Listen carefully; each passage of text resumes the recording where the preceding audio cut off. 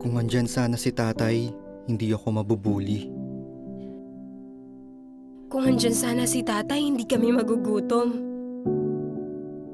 Kung andyan sana si tatay, hindi ko na kailangan magtrabaho para makapag-aral. Kung andyan sana si tatay, hindi mahirapan si nanay. Tay, bakit kailangan mong sumama sa iba? Bakit mo iniwan ang ating pamilya?